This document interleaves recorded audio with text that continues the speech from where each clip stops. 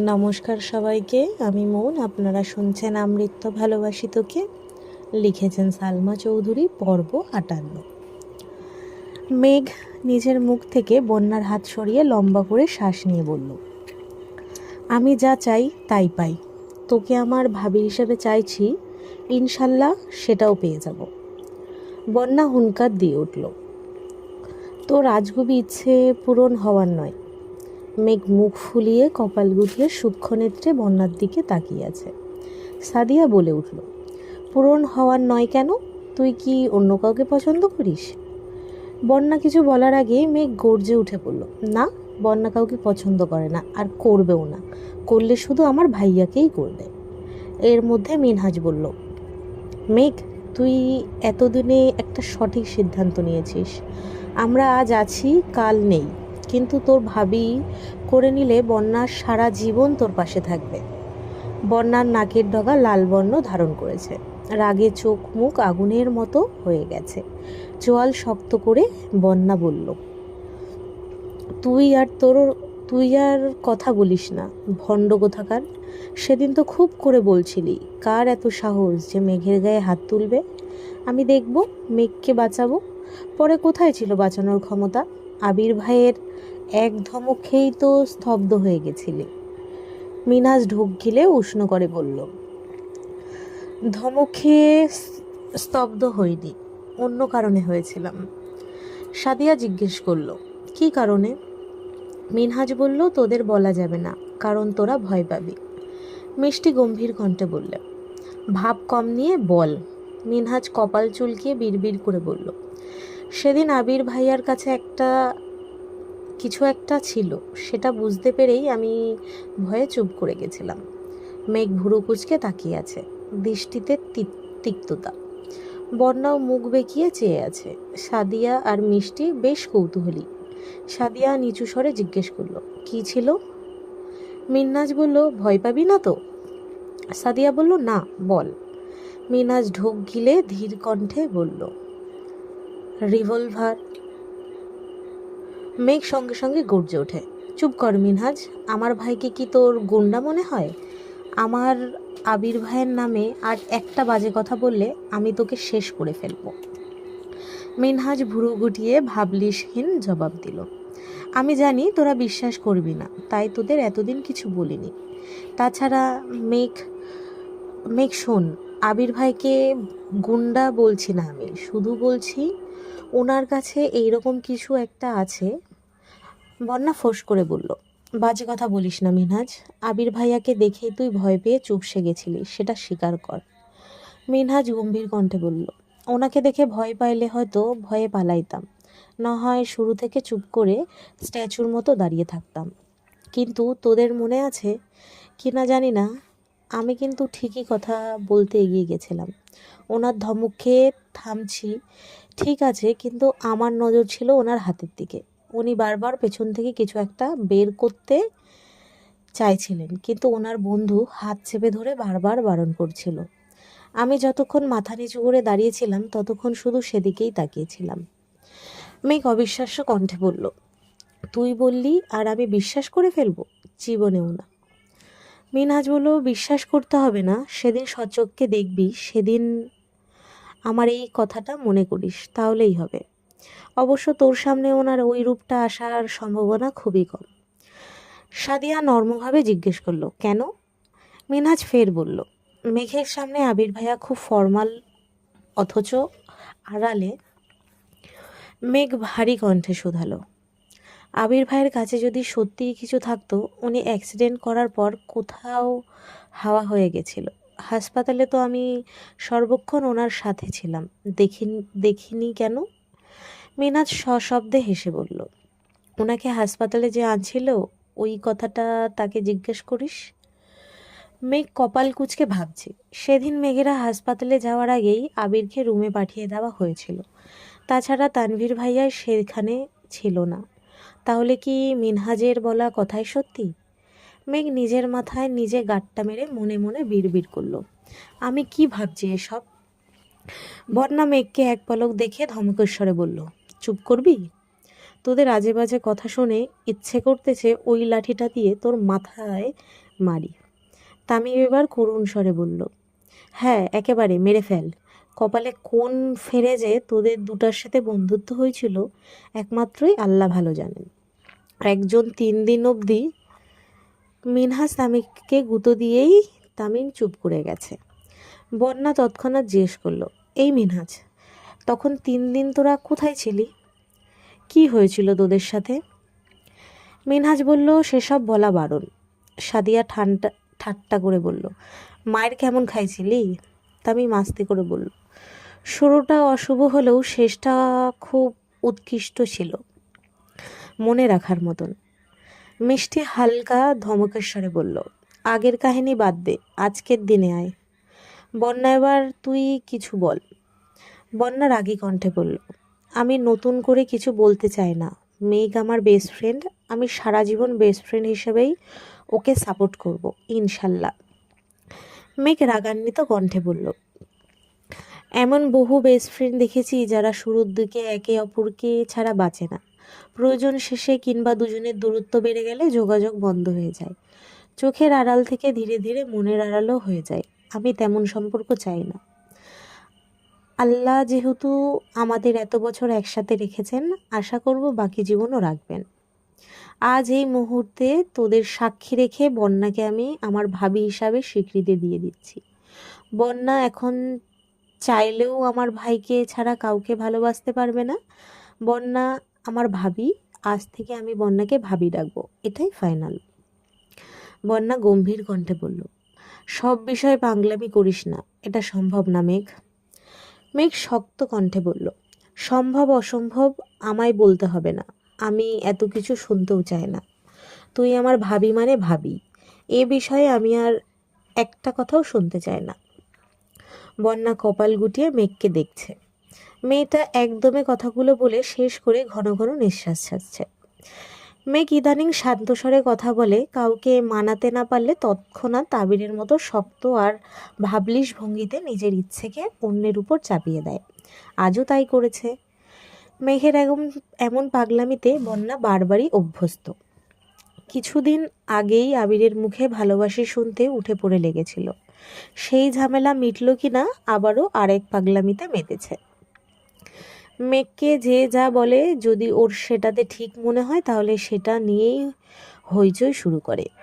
এতদিন যা কিছু নিয়েই হই হুল্লোড় করুক না কেন, আজ মেঘের পাগলামির মূল কেন্দ্রবিন্দু বন্যা। তানভীরের প্রতি বন্যার কোনো কালেই তেমন আগ্রহ ছিল না।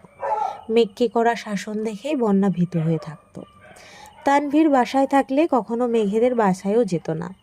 কথা বলা তো দূরের বিষয়, বছরখানেক যাবৎ ফোনে মাঝে মধ্যেই কথা হয় তানভীর আর বন্যার, তবে সেখানেও থাকে বিশাল এক সীমাবদ্ধতা।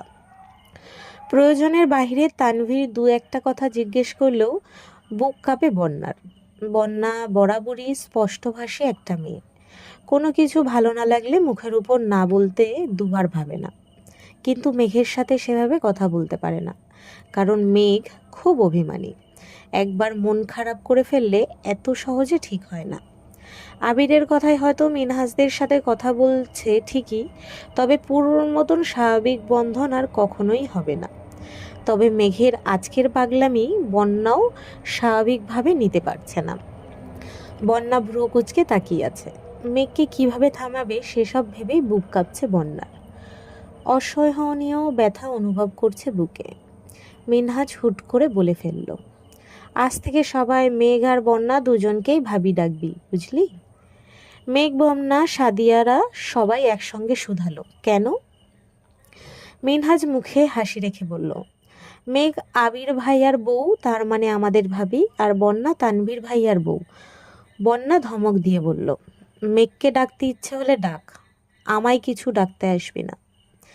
তামিম লম্বা করে শ্বাস টেনে ফোঁস করে ছেড়ে উদাসীন ভঙ্গিতে বলল, থাক ভাই, আমরা কোনো রিস্ক নিতে চাই না, আজ থেকে মেঘও ভাবি, তুইও ভাবি।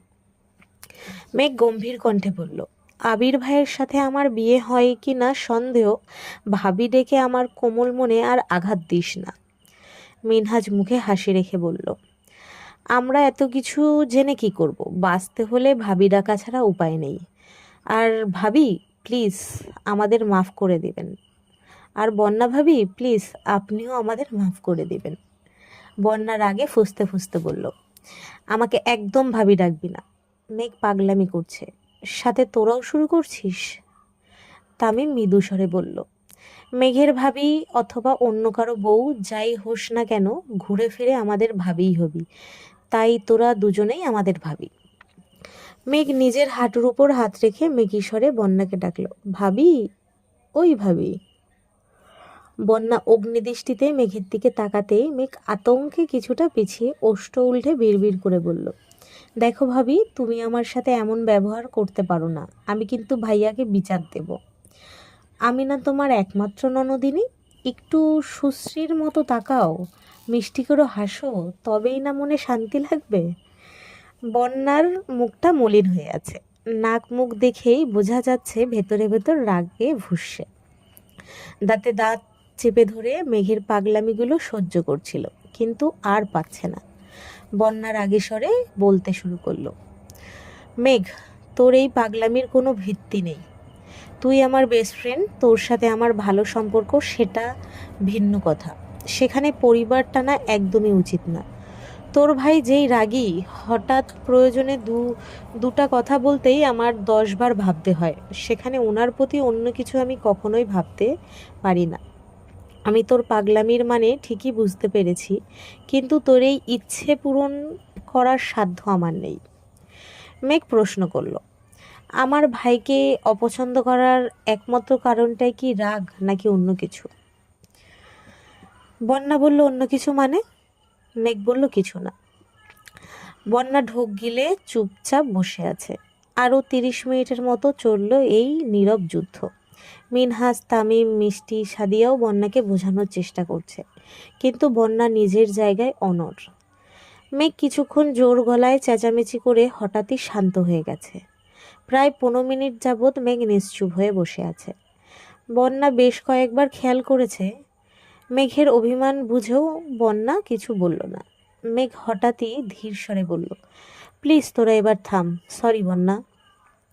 বন্যার সাথে সাথে সবাই ভুরু কুঁচকে মেঘের দিকে তাকালো। মেঘের চোখ মুখ ফ্যাকাশে হয়ে গেছে। বন্যা রাজি হয়নি বলে মেঘের মন এত তাড়াতাড়ি খারাপ হয়ে যাবে এমন মেয়ে মেঘ নয়।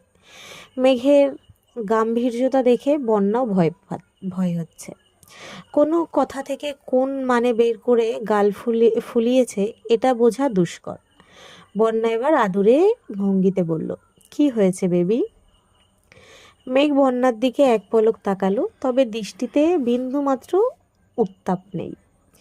বন্যা মলিন মুখ করে আবারও বলল, বেবি, তুমি কি রাগ করেছ? মেঘ জিভ দিয়ে ঠোঁট ভিজিয়ে অনুস্য কণ্ঠে বলল, না, রাগ করিনি। মিনহাজ জিজ্ঞেস করলো, তো কি হয়েছে ভাবি? মেঘ মিনহাজের দিকে তাকিয়ে মলিন হাসলো। এভাবে বাহিরের কারোর মুখে ভাবি শুনতে মেঘের বেশ ভালোই লাগছে। সহসা বন্যার দিকে এক নজর তাকিয়ে মিনে স্বরে বলল, মানুষ নিরন্তর সুখের নীড় খোঁজে, কষ্ট আড়াল করে প্রতিনিয়ত স্বভাব সিদ্ধ হাসে। মেঘের বলা কাব্যিক কথার মানে কেউই বুঝল না। তামিম ধীর কণ্ঠে জানতে চাইল, কি হয়েছে মেঘ?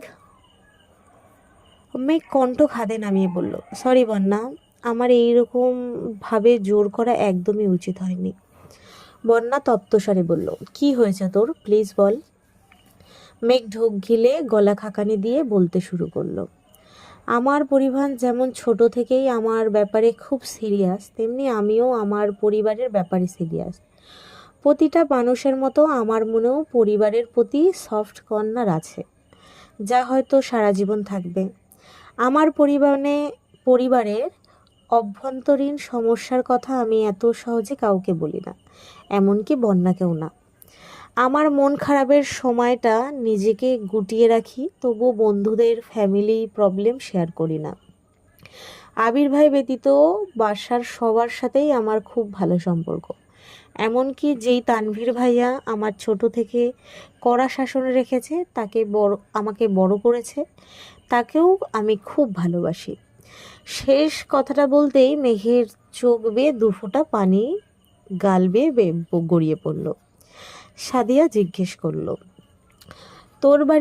তোর পরিবারে কি সমস্যা, কিছু হয়েছে? মেঘ চোখের পানি মুছে ভেজা কণ্ঠে আবারও বলতে শুরু করলো, একটা সময় পর্যন্ত ভাইয়ার প্রতি আমার ক্ষোভের অন্ত ছিল না।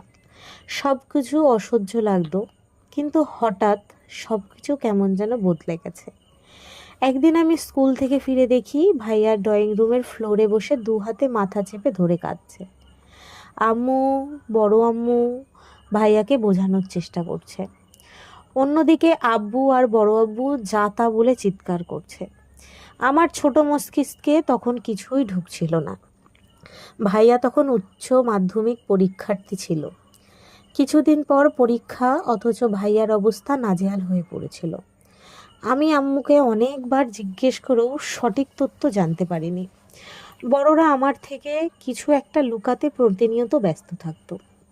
আমিও কৌতূহলী হয়ে জানতে চেষ্টা করলাম।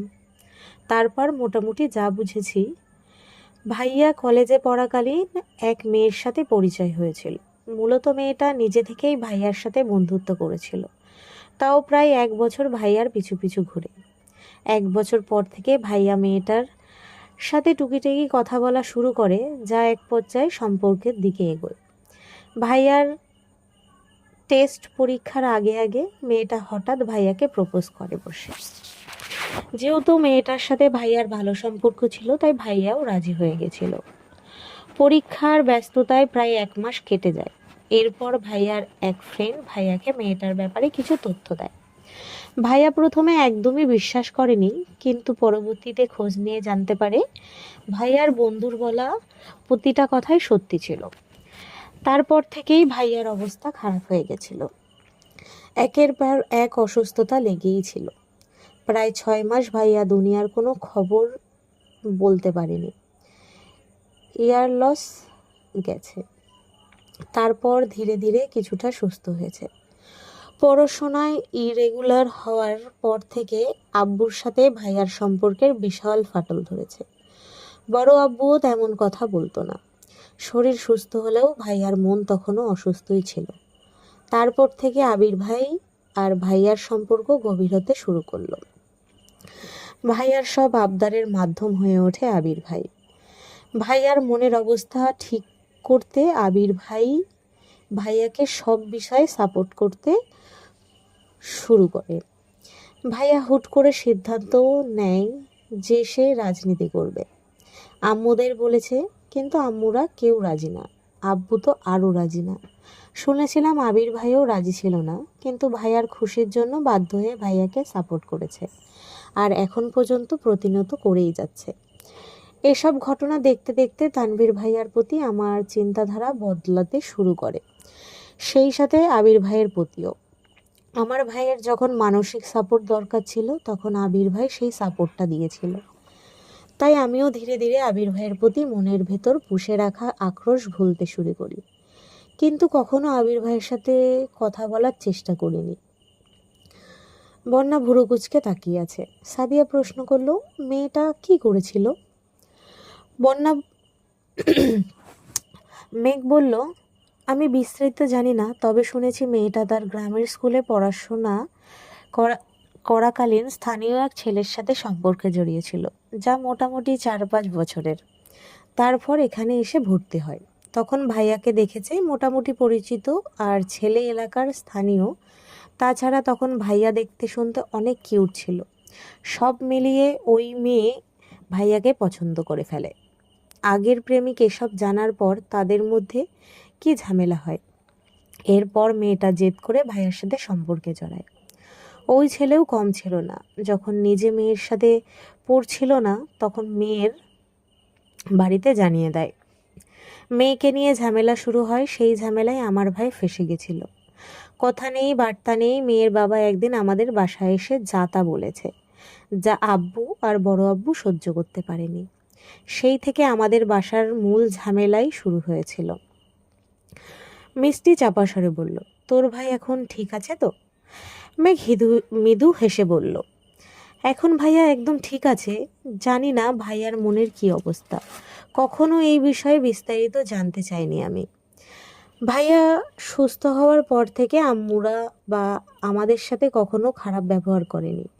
সেই ঘটনার পর থেকে ভাইয়ার মনে কোনো মেয়ের কথাও ভুলেও শুনিনি, কখনো কারোর সাথে তেমন কথা বলতেও দেখিনি। মেঘ একটু থেমে আবারও বলল, সরি বন্যা, তোর সাথে খুব ভালো সম্পর্কের জন্য আমি তোকে ভাবি হিসাবে চাইছি, আর কিছুই না। আমি চাই না আমার পাগলামির জন্য তুই আমার ভাইকে ভুল বুঝিস। ভাইয়া যেহেতু আমার, আর তুইও আমার বেস্ট ফ্রেন্ড, তাই আমি কাউকেই কষ্ট দিতে পারবো না। আমি চাই আমার ভাইয়ের জীবনে এমন কেউ আসুক যে আমার ভাইয়ের অতীত জেনে তাকে ভালোবাসবে, মিথ্যা মায়ায় নয়, বরং সত্যিকারের ভালোবাসার বন্ধনে জড়াবে, যেখানে কোনো মিথ্যের দেয়াল থাকবে না, নিজেকে বিশ্বস্ত প্রমাণ করার চেষ্টা থাকবে না। আমার ভাই ছন্নছাড়া, নির্লিপ্ত কিংবা রাগী, সব কিছু জেনে শুনে যে আমার ভাইকে ভালোবাসবে, আমি সারা জীবন তাকে আগলে রাখবো। হঠাৎ পেছন থেকে তানভীর ডাকলো, বনু, বাসায় যাবি না? মেঘ চোখ মুছে ঘাড় ঘুরিয়ে স্বাভাবিক কণ্ঠে বলল, আসছি। মেঘ বসা থেকে উঠতে উঠতে শীতল কণ্ঠে বলল, সরি বন্যা, প্লিজ কিছু মনে করিস না। বন্যা কিছু বলার আগে মেঘ চলে গেছে। বন্যা তাকাতেই তানভীরের চোখে চোখ পড়ল। তানভীর বন্যাকে উদ্দেশ্য করে বলল, সন্ধ্যা হয়ে যাচ্ছে, বাসায় যাও। বন্যা সঙ্গে সঙ্গে চোখ নামিয়ে নিয়েছে। মিনহাজ বলে উঠল, আপনারা যান, আমি এখনই রিক্সা ঠিক করে দিচ্ছি। তানভীর এক পলক ওদের দেখল। মেঘ ততক্ষণে তানভীরের কাছাকাছি চলে আসছে। মেঘের চোখ এখনো ছলছল করছে। পশ্চিমা আকাশে হেলে পড়া সূর্যের রক্তিম আলোতে মেঘের অশ্রু সিক্ত চোখ চিকচিক করছে। তানভীর স্তব্ধ স্বরে জিজ্ঞেস করল, কাঁদছিস কেন? মেঘ অবিলম্বে চোখ মুছে ভেজা কণ্ঠে বলল, চলো যাই। তানভীর আবারও প্রশ্ন করল, এতক্ষণ যাবৎ এখানেই বসে আছিস, খাসনি কিছু? মেঘ তড়িৎ জবাব, না। মেঘের হঠাৎ মাথায় আসছে আবির ভাই নতুন গাড়ি কিনেছে। মিনহাজরা যেহেতু তাকে আবির ভাইয়ের বউ ভাবে, তাই ভাবি হিসাবে মেঘের ওদেরকে ট্রিট দেওয়া উচিত। মেঘ থমকে দাঁড়িয়ে উত্তেজিত কণ্ঠে বলল, আমি আগামীকাল তোদের ট্রিট দেবো, চলে আসিস। তারপর তানভীরের সাথে চলে গেছে। মেঘের মুখে হাসি আছে, তবে চোখের পাবড়িগুলো এখনো ভেজা। আবির ড্রাইভিং সিটে বসেছিল।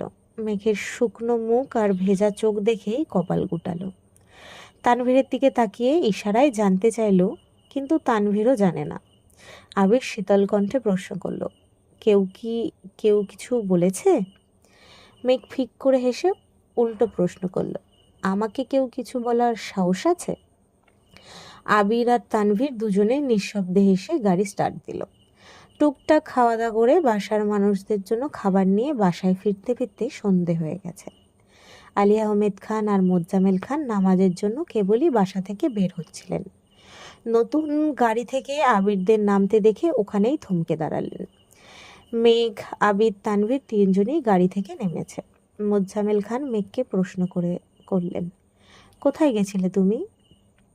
মেঘ বলল, বন্ধুদের সাথে দেখা করতে, তারপর ভাইয়ারা নিয়ে আসছে। আলী আহমেদ খান আবিরকে উদ্দেশ্য করে জিজ্ঞেস করলেন, গাড়ি কি তুমি কিনেছো নাকি অন্য কারোর? আবির বলল, আমি কিনেছি।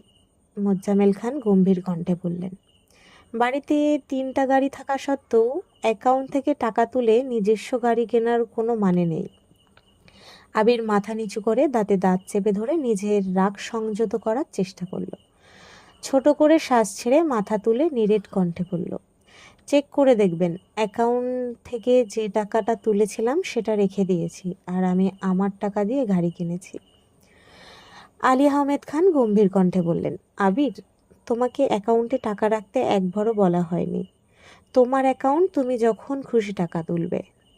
আমি সেদিন শুধু জানতে চেয়েছিলাম। আবির মৃদু হেসে বলল, সেদিন কারণ জানতে চেয়েছিলেন, আজ বলছিলেন আপনাদের জমানো টাকা গাড়ি কিনেছি। 2 দিন পর আমি অন্য কিছু করলে দেখা যাবে সেখানেও আপনাদের জমানো টাকার কথাটাই উঠবে। তার থেকে ভালো আপনাদের টাকা জমা রেখে দিলাম।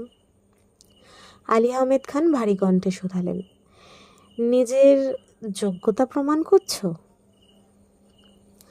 আবির মলিন হেসে বলল, হয়তো। মোজাম্মেল খান কিছু বলতে চেয়েও থেমে গেলেন। পাশ কাটিয়ে নামাজের জন্য চলে গেছেন। আবির, তানভীর নিজেদের রুমে চলে গেছে। মেঘ আম্মু, বড় আম্মু, কাকিয়া, মিম আদিকে ডেকে এনে আবিরের গাড়ি দেখাচ্ছে। বিকেলবেলা গাড়িটা দেখে মেঘের সত্যি খুব রাগ হয়েছিল, তবে এখন আর সেই রাগটা নেই। ঈদের দিনের মতো এত সুন্দর একটা দিনেও যেখানে আব্বু আর বড় আব্বু টাকার হিসেব চাইতে পারে, সেখানে আবির ভাইয়ের গাড়ি কিনে নিজের অবস্থান প্রমাণ করাটা দোষের কিছু না। আবিরের জন্য এখন অন্যরকম ভালো লাগা কাজ করছে। মেঘ রুমে এসে চোখ বন্ধ করলো। অমনি আবিরের কণ্ঠস্বর মেঘের কানে বাজছে। আবিরের গায়ের গন্ধ অনুভব করে আচমকা চোখ মেলল মেঘ। মস্তিষ্কে সর্বক্ষণ এক আবির ভাই তোলপাল চালাচ্ছে। সায়নে স্বপনে শুধু আবির ভাইয়ের সত্তাকে উপলব্ধি করে। পরদিন ভার্সিটিতে যেতেই বন্যার সাথে দেখা। বন্যা মেঘের জন্যই বাইরে অপেক্ষা করছিল। মেঘকে দেখেই ঠোঁটে হাসি রেখে বলল, তোর জন্য একটা সারপ্রাইজ আছে। মেঘ স্বাভাবিক কণ্ঠে জিজ্ঞেস করলো, কি? বন্যা বলল, আগে ক্লাস শেষ করি, পরে বলবো। মেঘ বলল, আচ্ছা। বন্যা আর মেঘ ক্লাসে ঢুকতেই পেছন দিক থেকে মিনহাজ আর তামিমরা চেটে উঠল, হাই ভাবিরা। আশেপাশের কয়েকজন জিজ্ঞেস করলো, ভাবিরা আবার কে? তামিম গম্ভীর কণ্ঠে বিড়বিড় করে বলল, রমণী তোমার হলে প্রেমিকা আর অন্যের হলে ভাবি, বুঝেছ? প্রেমিকা হওয়ার বদলে ভাবি হওয়ার ফিলিংসটা জোশ। আশেপাশের ছেলেগুলো হাসতে হাসতে গড়িয়ে পড়েছে। মেঘ আর বন্যার আগে কটমট করে তাকাতেই ছেলেগুলো হাসি থামিয়ে দিয়েছে। ক্লাস করে বের হতেই বন্যা বলল, জানিস আপুর সরকারি জব হয়েছে। মেঘ বলল, সত্যি? বন্যা বলল, হ্যাঁ, তোকে রাতে কল দিয়েছিলাম কিন্তু তুই রাগে কলই ধরিসনি। মেঘ মৃদু হেসে বলল, না, রাগ করিনি, আসলে আমারই ভুল। বন্যা কপট রাগ দেখিয়ে বলল, হয়েছে, এখন আর মন খারাপ করে বসে থাকতে হবে না। আমি তোকে না বুঝলে আর কে বুঝবে শুনি? মিজাজটাও বেরিয়ে আসছে। মিষ্টি হেসে বলল, মেঘ, কাল তুই চলে যাওয়ার পর আমরা সবগুলো মিলে তোর পক্ষ থেকে আরও 30 মিনিট লেকচার দিয়েছি। তুই আর মন খারাপ করিস না। এখন বল, কে ট্রিট দিবি? বন্যা আর মেঘ দুজনেই একসঙ্গে বলল, আমি। মেঘ বলছে সে দিবে, বন্যা বলছে বন্যা দিবে। হঠাৎ মিনহাজ আর তামিম বলে উঠল, ভারবি, আমরা কিন্তু দুজনেই টিটি খেতে পারবো, তবুও আপনারা নিজেদের মধ্যে মনোমালিন্য করবেন না প্লিজ। মেঘ আর বন্যাও ওদের সবাইকে টিট দিয়েছে, কিন্তু আবির তানভীরকে বলা হয়নি। বন্যা বারবার বলছে ওনারা আমাকে অনেকবার ট্রিট দিয়েছে, আমিও ট্রিট দিতে আমারও ট্রিট দেওয়া উচিত। মেঘ কিছুই বলছে না, কারণ গতকালের বলা কথাগুলো এখনও ভুলতে পারেনি মেঘ। এই অবস্থায় বন্যার তানভীরকে একসাথে দেখলে মেঘের আবারও ভাবি ডাকার স্বাদ জাগবে। বন্যা খানিক থেমে জিজ্ঞেস করলো, মেঘ, তোর কি মন খারাপ? মেঘ মলিন হেসে বলল, কই না তো। এমন সময় আবির কল দিয়েছে। মেঘ কল রিসিভ করে খুব ধীরে সুস্থে ফিসফিস করে কথা বলছে। মিষ্টি সবার উদ্দেশ্যে বিড়বিড় করে বলল, মন খারাপ হওয়ার আগেই যদি প্রিয় মানুষের কল চলে আসে তখন মন খারাপ হওয়ার সুযোগই থাকে না। বন্যা, সময় আছে, ভেবে দেখ। আবির ভাইয়া যেমন মেঘের কেয়ার করে, তানভীর ভাইয়াও কিন্তু তেমন কেয়ারই করবে। যতই হোক দুজনের গায়ের রক্ত তো একই। বন্যা কপাল গুটিয়ে তাকালো, আর কিছুই বলল না। মেঘ খাওয়া দাওয়া করে বাসায় চলে আসছে। গতকাল ইকবাল খান বাসায় ছিল না, আজ বিকেলেই ফিরেছে। আবিরের গাড়ি দেখে উনি রীতিমতো আশ্চর্য হয়েছেন। সেই থেকে আবিরের বাড়ি ফেরার অপেক্ষা করছেন। আবির বাসায় ফেরার 20 মিনিট পর ইকবাল খান আবিরের রুমে গেছেন। কাকামণিকে দেখেই আবির শোয়া থেকে উঠে বসল। ইকবাল খান ঠান্ডা কণ্ঠে জিজ্ঞেস করলেন, ফ্রি আছিস? আবির বলল, হ্যাঁ, কেন? ইকবাল খান বললেন, ছাদে চল, কথা আছে। আবির বলল, কি হয়েছে কাকামণি? আলী আহমেদ খান বললেন, চল আগে। আবিরকে নিয়ে ছাদে চলে আসছেন। ছাদের মাঝ বরাবর বসে ইকবাল খান ধীর কণ্ঠে জানতে চাইলেন, তুই যা করছিস তা কি বুঝে শুনে করছিস? আবির কপাল গুটিয়ে শুধালো, মানে? ইকবাল খান বলল, তোকে গাড়ি কেনার জন্য নিষেধ করেছিলাম আমি, বারবার বলেছি আমার গাড়িটাই তোর, তারপরও তুই গাড়ি কিনলি কেন? আবির বলল, আমার কারো কথা শুনতে ভালো লাগে না। ইকবাল খান বলল, তুই যে ধ্বংসলীলায় মেতেছিস এর ফলাফল খুব ভয়ানক হবে। আবির নিশ্চুপ, মাথা নিচু করে বসে আছে। ইকবাল খান ধীর কণ্ঠে প্রশ্ন করলেন, তুই কি জেনে বুঝে মেঘকে ভালোবেসেছিস? ইকবাল খানের দিকে আশ্চর্য নয়নে তাকিয়ে আছে আবির। কাকামণি মেঘের কথা কিভাবে জানতে পারল? আবির আনমনে বলল, যখন ভালোবেসেছি তখন বাসার সিচুয়েশন জানা বা বোঝার বয়স আমার ছিল না। ইকবাল খান মেকিস্বরে বললেন, এখন তো বুঝতেছিস, ছেড়ে দিতে পারবি? আবির গর্জে উঠে বলল, না, আমি ওকে ছাড়া বাঁচব না। ইকবাল খান বললেন, আমি তো দিব্যি বেঁচে আছি আর ভালোও আছি। আবির নিরেট কণ্ঠে বলল, আমি তোমার মতো শক্ত খোলসে নিজেকে আবদ্ধ করে সারা জীবন কাটাতে পারবো না কাকামণি। বাসার পরিস্থিতি বোঝার পর থেকে এখন পর্যন্ত নিজের অনুভূতিগুলো বন্দি করে রাখতে রাখতে আর পাচ্ছি না। তবুও মনের কোণে ক্ষীণ আলো জ্বলছে, মনে হচ্ছে হয়তো সব কিছু ঠিক করতে পারবো। ইকবাল খান বললেন, যদি ঠিক না হয় তখন? আবির মৃদু এসে বলল, যা কিছু হতে পারে। ইকবাল খান শান্ত স্বরে বললেন, তোদের অপ্রকাশিত আবেগগুলো দেখে মাঝে মধ্যে আমারই ভয় হয়। মেয়েটার মুখের দিকে তাকানো যায় না। আমার হাতে ক্ষমতা থাকলে আমি ধুমধাম করে তোদের বিয়ে দিয়ে দিতাম। আবির মুচকি এসে বলল, কখনো প্রয়োজন হলে পাশে থেকো প্লিজ। ইকবাল খান শক্ত কণ্ঠে বললেন, ইনশাল্লাহ, আমি সব সময় তোর পাশে আছি। আর পাশে আছি বলেই তোকে গাড়ি কিনতে নিষেধ করেছিলাম। টাকা খরচ করতে বারবার নিষেধ করি, কখন কোন পরিস্থিতি সামনে আসে বলা যায় না। আবির বলল, সমস্যা নেই, তুমি চিন্তা করো না। আবির আর ইকবাল খান বেশ কিছুক্ষণ ছাদে কথা বলল। আবির হঠাৎ প্রশ্ন করল, আচ্ছা কাকামণি, আমি মেঘকে পছন্দ করি এটা তুমি কিভাবে জানো?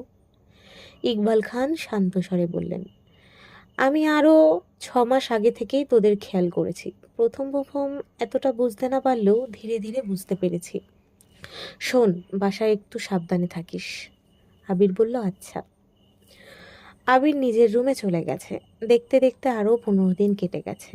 এর মধ্যে বন্যা একদিন মিম, মেঘ, কাদি, তানবীর, আবির সবাইকে ট্রিট দিয়েছে। আজ ভোরবেলা ঘুম থেকে উঠে না খেয়েই তানভীর বেরিয়ে গেছে। আবিরও তাড়াহুড়ো করে নাস্তা করে বেরিয়েছে। আবির আজ আব্বুর অফিসে যায়নি, সরাসরি নিজের অফিসে চলে এসেছে। দুপুরের দিকে আবির ল্যাপটপের কাজ শেষ করে চেয়ারে হেলান দিয়ে সবেমাত্র চোখ বন্ধ করেছে। এমন সময় কাকিয়ার নাম্বার থেকে কল আসছে। আবির কপাল গুটিয়ে তাকালো। সচরাচর কাকিয়া আবিরকে কল দেয় না বলেই চলে। আবির কল রিসিভ করে ধীর কণ্ঠে বলল, হ্যাঁ কাকিয়া বলো। মিম বলল, ভাইয়া আমি মিম। মিমের গলা কাঁপছে, ফিস ফিস করে কথা বলছে। আবির ভারী কণ্ঠে জিজ্ঞেস করলো, কি হয়েছে, বাসায় কোনো সমস্যা? মিম কাঁপা কাঁপা কণ্ঠে বলল, আপুকে দেখতে আসা মানুষগুলোকে আগেরবার আপনারা বাসায় আসতে দেননি, এটা চাচ্চু বুঝে গেছেন। তাই আপনাদের না জানিয়ে আজ আরেকটা ফ্যামিলিকে বাসায় আসতে বলেছেন। কিছুক্ষণের মধ্যেই তারা চলে আসবে। প্লিজ ভাইয়া, আপনি কিছু করুন। আজকের পর্ব এই অবধি। যদি সবার ভালো লাগে লাইক কমেন্ট শেয়ার করে দিও।